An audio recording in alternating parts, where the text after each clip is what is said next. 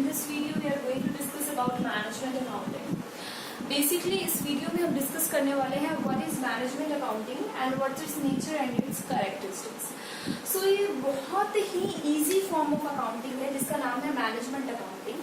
Management accounting basically accounting का एक ऐसा ब्रांच है जिसके अंदर हम उन सभी फैक्ट्स की, डाटा की, या हम कह सकते हैं फिगर की या मेथड्स को यूज करते हैं, उसकी स्टडी करते हैं जो पर्टिकुलरली हमारी मैनेजमेंट की हेल्प करेगी. किस लिए हेल्प करेगी? वेरियस काइंड ऑफ डिसीजंस को लेने के लिए. तो फाइनेंशियल अकाउंटिंग में से ऐसे डाटा को अलग से निकाल कर रख लेना और ऐसे डाटा को अलग से एनालाइज करना जो सिर्फ और सिर्फ मैनेजमेंट के काम आएगा, that particular type of accounting is also known as management accounting and it can also be said at accounting for management. A accounting for management. ठीक है. सो बेसिकली इसके अंदर हम करते क्या? मैनेजमेंट अकाउंटिंग एक ऐसी तरीके की अकाउंटिंग है, एक ऐसी ब्रांच ऑफ अकाउंटिंग है जिसका मेन एम है मैनेजमेंट को असिस्ट करना, मैनेजमेंट को हेल्प करना. तो अभी आप लोग ये सोच रहे होंगे कि मैनेजमेंट को हेल्प किस लिए करना है. ठीक है. सो बेसिकली एक ऐसी टाइप ऑफ अकाउंटिंग जहां आप मैनेजमेंट को हेल्प कर रहे हैं डिसीजन मेकिंग में. ठीक है. जब आपके पास एक गिवन अल्टरनेटिव्स का सेट है कि ये भी है, ये भी है, ये भी है, 4-5 ऑप्शंस है, ये आपको एक बेस्ट को चूज करना है, तो मैनेजमेंट को कोई सपना थोड़ी आएगा मेरे मैनेजर को सोए कि हाँ ये वाला ऑप्शन बेस्ट है. नहीं, उसके लिए उसको क्या करना पड़ेगा? भाई स्टडी करना पड़ेगा. स्टडी किसको करना पड़ेगा? Financial data. फाइनेंशियल डाटा को कहाँ से लाएगा? फाइनेंशियल अकाउंटिंग में से. ठीक है. लेकिन फाइनेंशियल अकाउंटिंग में जिस तरीके से उसको स्टडी किया जाता है उसी सेम डाटा को उठा के एक अलग प्रोस्पेक्टिव से डिसीजन लेने के एक तरीके से उसको स्टडी किया जाएगा जिसके अंदर मैनेजमेंट अकाउंटिंग के अंदर. मीन्स सेम वही डाटा है, सेम वही चीजें हैं, बट उसको उठा करके, ठीक है, वो कहते हैं ना कि एक नई शेप दे दी जाती है. मैनेजमेंट अकाउंटिंग में है तो फाइनेंशियल अकाउंटिंग का डाटा, ठीक है, बट उसको उठाया जाता है और उसको एक नई शेप दी जाती है. ठीक है. तो मैनेजमेंट अकाउंटिंग जो अपना डाटा लाती है फाइनेंशियल अकाउंटिंग से तो लाती ही लाती है, बट आपने एक चीज पढ़ी है फाइनेंशियल अकाउंटिंग में कि वो सिर्फ और सिर्फ उसी डाटा को स्टडी करती है जो measure in term of money होता है, और वो डाटा जो measure in term of money नहीं हो सकता उसको फाइनेंशियल अकाउंटिंग क्या करती है? छोड़ देती है. But management accounting financial accounting से डाटा वो वाला तो ले लेती है जो कि उसके लिए यूजफुल है और जो measure in term of money है, बट उसके साथ साथ नॉन मॉनिटरी नेचर के डाटा को भी इसके अंदर क्या किया जाता है? स्टडी किया जाता है. बिकॉज आपने किसी एक चीज को, किसी एक ऑप्शन को चूज करना है तो आप जितने भी प्रैक्टिकल हो जाइए. मैनेजर्स हैं तो एक ह्यूमन बीइंग ना, रोबोट्स तो हमने नहीं बिठा रखे, कंप्यूटर्स तो नहीं है, वो ह्यूमन बीइंग्स ही है ना. तो कहीं ना कहीं उनका वो जो एक इमोशनल एस्पेक्ट होता है, ठीक है, एक कह सकते हैं कि नॉन मॉनिटरी एस्पेक्ट होता है, उसको भी कंसीडर करते हैं. तो ये बात तो मैनेजमेंट अकाउंटिंग भी मानता है कि हाँ भाई ये इस तरीके की अकाउंटिंग है जो अपनी वेटेज भी देती है. किस चीज को वेटेज देती है? कि पर्सनली मैनेजर की फीलिंग्स क्या है, वो किसको ज्यादा वेटेज दे रहा है, किसको मान लीजिए वो ज्यादा पसंद कर रहा है किस ऑप्शन को चूज करना और किसको नहीं कर रहा है. ठीक है. तो कहीं ना कहीं मान लीजिए कि मशीन ए ले, मशीन बी ले, ठीक है, हम इसके लिए इनके क्वालिटेटिव एस्पेक्ट को स्टडी करने से पहले क्वांटिटेटिव एस्पेक्ट को हमने स्टडी कर लिया. ठीक है. तो लगा कि इसकी जो कॉस्ट आएगी वो भी 1 लाख आएगी और इसकी कॉस्ट आएगी ये भी 1 लाख आएगी. अब किसको चूज करना है ये किस पे डिपेंड कर रहा है? हमारे मैनेजर पे. अभी 2 ऑप्शंस में से किसी एक को कौन उठाएगा? हमारा मैनेजर ही उठाने वाला है. ठीक है. तो जब इसकी कॉस्ट भी सेम आ गई तब भी मेरा मैनेजर इसको पिक कर रहा है, इसको नहीं कर रहा है, तो उसके पीछे रीजन क्या है? कहीं ना कहीं आपको नहीं लगता कि कुछ नॉन मॉनिटरी एस्पेक्ट भी है जिसको मैनेजर ने स्टडी करके सेम कॉस्ट, सेम कुछ सब कुछ होने पर भी इसको चूज कर लिया और इसको उसने चूज नहीं किया है? तो इसके पीछे कहीं ना कहीं आपको ऐसा नहीं लगता कि उसकी अपनी पर्सनल फीलिंग्स भी होंगी? ठीक है.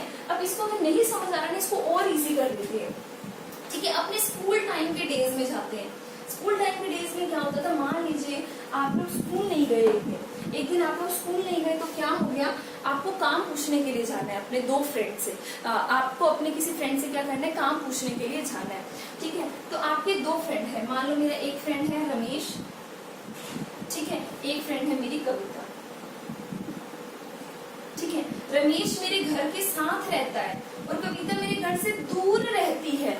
ठीक है. तो मैं किससे काम पूछने के लिए जाती थी? देखो अभी इस टाइम की बात नहीं करिए, अभी तो सबके पास फोन ऐसा व्हाट्सएप पे, इंस्टा पे, ठीक है, मैसेज करके पूछ लेते हैं कि क्या काम करवाया. मैं थोड़ा पिछले टाइम की बात कर रही हूँ, इतनी पुरानी वैसे मैं भी नहीं हूँ, मेरे टाइम पर भी फोन होते थे, हम लोग पूछ लेते थे, बट एक एग्जांपल देने के लिए, आपको ये बताने के लिए, आपको ये चीज समझा रही हूँ कि कहीं ना कहीं जब ह्यूमंस डिसीजन लेने लगते हैं ना, तो उनके मन में कहीं ना कहीं नॉन मॉनिटरी डाटा भी कहीं दूर कहीं वर्क कर रहा होता है, जो उनको एक तरीके से कहता है नहीं ये नहीं, इसको चूज करो। तो अब देखो क्या हुआ, ये मेरे घर के साथ वाले घर में रहता है रमेश, और ये मेरे घर से दूर रहती है कविता। तो मैं क्या करूंगी, रमेश से डाटा लूंगी, ठीक है। अपना डाटा क्या है, मेरा होमवर्क मैं किससे उठाऊंगी, रमेश से उठाऊंगी। तो इसी को मशीनरी बेचने वाला लगा लो, ये एक मशीनरी बेच रही है, मशीनरी बेच रही है, इसकी मुझे सस्ती पड़ रही है, तो मैंने किसको उठा लिया, इसको उठा लिया, और इससे मैंने वो मशीन ले ली। जैसे कि मेरा, अगर मैं नॉर्मल लैंग्वेज में बात करूँ तो मेरा टाइम बच रहा था ना कि मैं उसको घर तक जाऊँ और फिर होमवर्क लेकर आऊँ, तो मैं इससे लेकर एक काम का होमवर्क कर ही लूंगी, ठीक है। तो ये एक नॉर्मल सा सेटअप था, इसमें आपने फटाफट से बता दिया। अब देख लीजिए, अगर ये मेरा घर बीच में है, इधर रमेश रहता है और इधर कविता रहती है, ठीक है। तो अब मैंने क्या किया, दोनों का घर तो पास पास था, ऐसी दिक्कत मैनेजमेंट के आगे आ जाती है, ठीक है, कि दोनों ही जो एस्पेक्ट है, दोनों ही ऑप्शन है, दोनों ही सेम लग रही है, दोनों की जो कॉस्ट आने वाली है वो सेम आने वाली है। तो अगर आप सोचिए, अगर आपको रमेश पसंद है तो आप किससे डाटा लेने के लिए जाएंगे, रमेश से लेने के लिए जाएंगे, जाकर 2-4 गप्पे भी मारेंगे, ठीक है। अगर आपको कविता पसंद है तो आप फिर कविता के पास जाएंगे और कविता से जाकर होमवर्क भी ले लेंगे और 4-5 उसके साथ बैठकर बातें भी कराएंगे। तो इससे क्या पता चला कि जब दो चीजें, ठीक है, बिल्कुल आपको एक जैसी लगती है, तो मैनेजमेंट को जब डिसीजन लेना होता है तो कहीं ना कहीं, जैसे आपके मन में कहीं ना कहीं उस टाइम पे क्या हुई, आपकी एक इमोशन अटैच होकर आपने डिसीजन को ले लिया, वैसे ही मैनेजमेंट भी क्या करती है उस टाइम पे, एक इमोशनल एस्पेक्ट से डिसीजन को ले लेती है, ठीक है। तो ये एक बड़ा सिंपल सी तरीके से मैंने आपको ये बताया है कि इस तरीके से जब हम मैनेजमेंट अकाउंटिंग की बात करते हैं, क्योंकि मैनेजर्स हैं, ठीक है, तो ऐसा नहीं है कि पूरी तरीके से वो आपकी एक मशीन की तरह काम करेंगे, 2 एस्पेक्ट लिया, उसको स्टडी किया, सेम आ गया तो उसके और एस्पेक्ट्स को देखा, नहीं, इतना ज्यादा कुछ नहीं होता। अगर थोड़ा बहुत फर्क भी आ रहा होता है ना, तो भी कहीं ना कहीं जहां से उनको ये लगता है कि पुराने रिलेशन हैं, लिंक्स हैं, ठीक है, वहां से वो जल्दी उस ऑप्शन को क्या कर लेते हैं, चूज कर लेते हैं। बट एक चीज ध्यान रखिए, जब कोई पूछता है कि मैनेजमेंट का क्या काम होता है, तो हम कहते हैं हमारी ऑर्गेनाइजेशन को मैनेज करना, ठीक है। तो वो मैनेजमेंट का काम है, बिल्कुल है, उसके लिए मैं मना नहीं कर रही हूँ। बट अगर आप थोड़ा सा एक क्लासी सा जवाब देना चाहते हैं तो आप क्या कह सकते हैं कि मैनेजमेंट का काम है डिसीजन मेकिंग का अवेलेबल अल्टरनेटिव में से एक ऐसे बेस्ट अल्टरनेटिव को चूज करने का जो मेरी ऑर्गेनाइजेशन के लिए आगे जाकर बेनिफिशियल प्रूव हो जाएगा, ठीक है। तो ये भी मैनेजमेंट का काम है। तो उसके लिए वो क्या करती है, मैनेजमेंट अकाउंटिंग क्या करते हैं, वेरियस अल्टरनेटिव को स्टडी करते हैं, ठीक है। नेक्स्ट, मैनेजमेंट अकाउंटिंग के नेचर या कैरेक्टरिस्टिक्स पे आते हैं। It Lay's more emphasis on future. हम मैनेज किसको कर सकते हैं, क्या मैं अपने पास्ट को मैनेज कर सकती हूँ, नहीं कर सकती ना। अगर आप मान लीजिए मेरी बीकॉम हो चुकी है तो मैं अब ये बैठ के थोड़ी अपनी बीकॉम को थोड़ी मैनेज करने लगूंगी, नहीं, मैं अपनी हायर स्टडीज को अब आगे जो मुझे पढ़ना है, ठीक है, मैं उसको मैनेज करने के बारे में सोचूंगी। सो बेसिकली जो मैनेजमेंट अकाउंटिंग होती है ना, it Lay's more emphasis on the future, क्योंकि आपको क्या लेना है, डिसीजन लेना है। डिसीजन पास्ट के डिसीजन अब बैठ के थोड़ी लेंगे, वो तो वक्त चला गया, उसी टाइम डिसीजन लेना था अगर कोई लेना था तो। अब तो जब वक्त निकल चुका है हाथ से, तो अब डिसीजन नहीं लिए जा सकते। तो जहां आप ये समझते हैं कि आपको डिसीजन लेना है, तो अपने आप से सोच लीजिए वो जो पर्टिकुलर फील्ड ऑफ अकाउंटिंग है वो फ्यूचरिस्टिक है, आपको आगे के बारे में सोचना है। देखिए, जब हमने अपनी 11th क्लास के अंदर फाइनेंशियल अकाउंटिंग की थी तो उसकी लिमिटेशन में किया था कि ये सिर्फ पास्ट की स्टडी करते हैं, फ्यूचर में क्या करना है वो तो बताती नहीं है। तो आप ये भी कह सकते हैं कि मैनेजमेंट अकाउंटिंग तो आपको फ्यूचर के लिए भी हेल्पफुल है, ठीक है। तो मैनेजमेंट अकाउंटिंग एक ऐसी टाइप ऑफ अकाउंटिंग है जो मोर एम्फेसिस देती है on the future. Next, no specific rules and regulation. जब हम फाइनेंशियल अकाउंटिंग को पढ़ते हैं तो हमें कुछ स्पेसिफिक अकाउंटिंग स्टैंडर्ड और कुछ अदर तरीके के फॉर्मेट्स मिलते हैं जिनको हमें फॉलो करना होता है। पर मैनेजमेंट अकाउंटिंग पूरी तरीके से हमारे मैनेजर्स के हाथ में है, क्योंकि बेसिकली हमने उसको कहीं बाहर शो नहीं करना, वो हमारे लिए मैंडेटरी नहीं है। हम मैनेजमेंट की सहूलियत के लिए, ताकि उनको up to date data available हो, वो बेस्ट दे हमारी ऑर्गेनाइजेशन को, इसीलिए हम बेसिकली इसको मेंटेन कर रहे हैं। ऐसा कोई स्पेसिफिक सेट ऑफ रूल्स या रेगुलेशंस नहीं है जो इसके ऊपर लगाई जा रही हैं। नो सच फॉर्मेट। सिमिलरली इसका कोई स्पेसिफिक फॉर्मेट नहीं है। कुछ टेक्निक्स इसमें सिखाई गई हैं, ठीक है। उन टेक्निक्स को आप किस तरीके से अप्लाई करते हैं वो आप पर डिपेंड करता है। जैसे कि मैं हमेशा कहती हूँ कि हमें कई बार ये लगता है कि जो हमारे मैनेजमेंट है वो बिल्कुल मशीनें हैं, ठीक है। वो ऐसा नहीं है। जो हमारे मैनेजमेंट है वो कहीं ना कहीं ह्यूमन एस्पेक्ट को शो कर रहे हैं, ठीक है। तो जब आप मैनेजमेंट अकाउंटिंग की बात करें तो कहीं ना कहीं आप ये भी कह रहे हैं कि हम नॉन मॉनेटरी एस्पेक्ट्स को भी ले रहे हैं। इसमें कुछ ऐसा फॉर्मेट नहीं है, इसमें अपनी कन्वीनियंस को देखा जाता है। मैनेजमेंट अपनी सुविधा के अकॉर्डिंग इस काम को करती है। Next, it use some techniques. इसके अंदर जब हम फर्दर स्टडी करेंगे, एक्चुअली एक्चुअली फर्स्ट वीडियो है अभी हमारी। जब हम अगली वीडियो डालेंगे तो हम कुछ टेक्निक्स की स्टडी करेंगे इसके अंदर, मैनेजमेंट अकाउंटिंग के अंदर, ठीक है। वो हमने फाइनेंशियल अकाउंटिंग में नहीं पढ़ा, कॉस्ट अकाउंटिंग में नहीं पढ़ा, टैक्सेशन में नहीं पढ़ा। ये पर्टिकुलरली डिफरेंट ही टेक्निक्स हैं जो मैनेजमेंट को अल्टरनेटिव्स को चूज करने में, ठीक है, बेस्ट हो रहे हैं नहीं हो रहे, स्टैंडर्ड्स मीट हो रहे हैं नहीं हो रहे, उसको करने में हेल्प करेगी। So next is it involve personal judgement. वो तो मैं बहुत देर से आपको बता ही रही हूँ, मैनेजमेंट अकाउंटिंग है, ठीक है। तो इसके अंदर पर्सनल जजमेंट आपकी लगाई जाती है कहीं ना कहीं। आप कितना भी सोच लीजिए कि हमें प्रैक्टिकल होकर डिसीजन लेना, बट वी आर ह्यूमंस, तो कहीं ना कहीं ह्यूमन होने के नाते हमारी वो इमोशनल एस्पेक्ट सामने आ ही जाता है। Next it also consider quantitative data, qualitative data. मैंने यहाँ पर शायद गलत लिख रखा है, it also consider quantitative data नहीं क्वालिटेटिव, क्योंकि क्वांटिटेटिव तो देख लीजिए,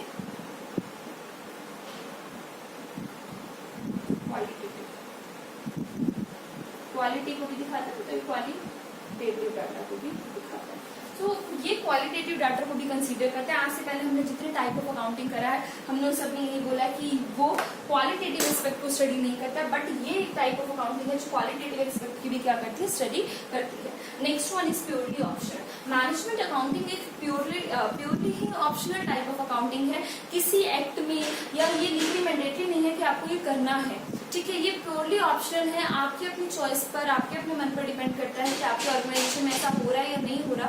बेसिकली बिल्कुल न्यू डायमेंशन ऑफ अकाउंटिंग है जो कुछ ऑर्गेनाइजेशन अभी भी ऐसे हैं जो इसको नहीं भी यूज कर रही हैं, बट स्टिल उनका काम चल रहा है, ठीक है। बट ये यूज करनी चाहिए, ठीक है, क्योंकि मैनेजमेंट नहीं तो सब कुछ करना है। मैनेजमेंट अगर बेस्ट डिसीजन लेगा अपने आप, वही बात है कि बिजनेस की गाड़ी सही पटरी पर चलती रहेगी। तो ये वैसे तो प्योरली ऑप्शनल है, बट फिर भी कर लेना चाहिए इसको अडॉप्ट। नेक्स्ट इट असिस्ट का मतलब होता है help management only, not for other stakeholder, ठीक है। जब हम फाइनेंशियल अकाउंटिंग बनाते हैं तो उसके कई सारे यूजर्स उठ कर आ जाते हैं, बट मैनेजमेंट अकाउंटिंग का कोई यूजर, कोई हकदार इसको उठ के आने वाला आपके पास नहीं है।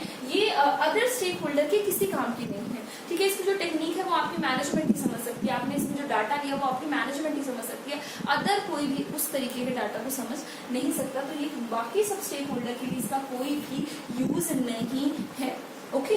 The next is provide base for decision making. ये आपको एक मतलब आपको ये बताएगी, एक बेस देगी, ठीक है, कि जिस बेस पर आप डिसीजन को लो, ठीक है। सो इट प्रोवाइड बेस, ये आपको बेस प्रोवाइड करेगी, ये आपको गाइड करेगी, ये आपको एक ग्राउंड प्रोवाइड करेगी किस चीज का, डिसीजन लेने के लिए। Next more operational in nature, ठीक है। जो फाइनेंशियल अकाउंटिंग है उसका रिजल्ट 31 मार्च को निकल कर आने वाला है। ऐसे टैक्सेशन अकाउंटिंग है, कॉस्ट अकाउंटिंग है, मतलब एक पर्टिकुलर टाइम पर इनका रिकॉर्ड निकल के आने वाला है। बट जो मैनेजमेंट अकाउंटिंग है ये डे टू डे ऑपरेशंस में भी आपकी क्या करती है, हेल्प करती है, ठीक है। तो मैनेजमेंट अकाउंटिंग कोई ऐसी फील्ड ऑफ अकाउंटिंग नहीं है जिसका रिजल्ट आपको एक पर्टिकुलर टाइम पीरियड के बाद मिलने वाला नहीं। अगर आप उसको कर रहे हैं तो आपके डे टू डे ऑपरेशंस की एफिशिएंसी क्या होने वाली है, इंक्रीज होने वाली है, आपके मैनेजमेंट की डिसीजन मेकिंग स्किल्स इंप्रूव होने वाली है। और जो आप डिसीजन अपनी ऑर्गेनाइजेशन में लेने में पहले टाइम लगा रहे थे, अब मैनेजमेंट अकाउंटिंग को अडॉप्ट करने के बाद आप उन्हीं डिसीजंस को बहुत जल्दी से भी ले सकते हैं। Next is new dimension of accounting. ये बिल्कुल ही एक नए डायमेंशन ऑफ अकाउंटिंग है। जैसे कि मैंने आपको अभी बताया, सभी ऑर्गेनाइजेशंस इसको यूज भी नहीं कुछ कर रही हैं, कुछ ही ऑर्गेनाइजेशन है जो इसको यूज कर रही हैं, बट इसको यूज करने का फायदा तो है ही है। जैसे कि हम स्ट्रेटेजी में बात करते हैं कि कुछ एक ऑर्गेनाइजेशन की कोई टेक्निक उसकी स्ट्रेटेजिकली उसके लिए एडवांटेजेस हो जाते हैं, कंपैरेटिव उसकी एडवांटेज बन जाती है। तो अगर आप मैनेजमेंट अकाउंटिंग को बहुत अच्छे से कर रही हैं और बाकी सब नहीं कर रही हैं, तो मैनेजमेंट अकाउंटिंग भी आपके लिए एक कंपैरेटिव एडवांटेज की तरह साबित हो सकती है। तो अभी हम इसको इतना ही स्टडी कर रहे हैं। अपने नेक्स्ट चैप्टर में हम थोड़ा बहुत और इसको थ्योरेटिकली स्टडी करेंगे, देन कोशिश करते हैं इसके भी प्रैक्टिकल एस्पेक्ट को पढ़ने की। Thank you.